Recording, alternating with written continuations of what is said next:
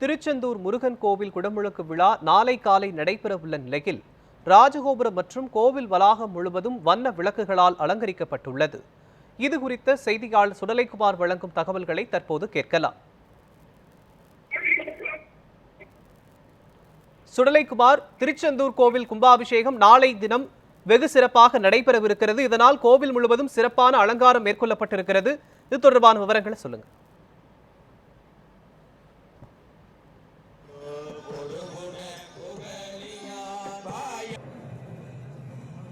இப்பொழுது 11ஆம் கால யாகசாலை பூஜையானது கோவில் ராஜகோபுரத்தின் கீழ் பகுதியில் நடைபெற்று வருகிறது.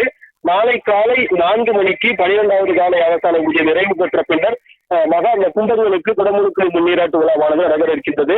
இதனை முன்னிட்டு இன்று கோவிலுடைய ராஜகோபுரம் ஏற்கனவே வண்ண விளக்குகளால் அலங்கரிக்கப்பட்டுள்ள நிலையில் தற்பொழுது முருகருடைய மூலவர் கோபுரம் விமான கலசம் அமைத்திருக்கக்கூடிய அந்த சிம்மம் இருக்கக்கூடிய அந்த மேல் தளத்தில் தற்பொழுது சண்முகர் கோபுரம் மற்றும் வள்ளி தேவசேனா பெருமாள் உள்ளிட்ட கிட்டத்தட்ட 6 விமான கலசங்கள் இருக்கின்றன. இந்த விமான தளங்கள் முழுவதுமாகவே மேல்தளம் முழுவதும் நாளைய தினம் அந்த மகா குடமுழுக்கு நன்னீராட்டு திருவிழாவை பார்ப்பதற்காக வருகை தரக்கூடிய பக்தர்கள் இருக்கக்கூடிய அந்த மேல்தளங்கள் முழுவதுமே வண்ண விளக்குகளால் ஜொலிக்கக்கூடிய அந்த காட்சிகளை நாம் நேரடியாக பார்க்கிறோம். ராஜகோபுரம் மட்டுமின்றி கோவிலுடைய மேல்தளம், அது மட்டுமின்றி கோவில் வளாகத்தில் உள்ள அனைத்து மரங்கள், அதை போன்ற யாகசாலையில் வண்ண விளக்குகள் அலங்கரிக்கப்பட்டிருக்கிறது.